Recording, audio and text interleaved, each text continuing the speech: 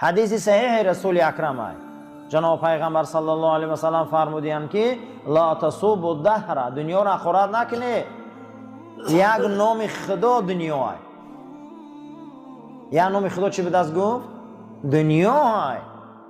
بعضی هم مستفیدا را خدا رحمت کنه که با دعا میکردن که فلک زنتا. همین نام فلک، همین دنیا نام خدا بوده یک تاش.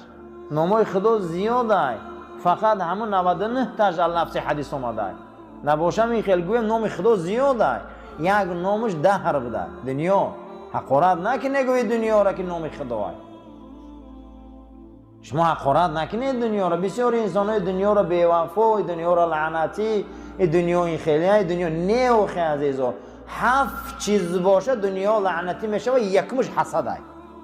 همین دنیا دا اگر حسد باشه همین دنیا برای ما جهنم میتوه. همین دنیا دا ناامیدی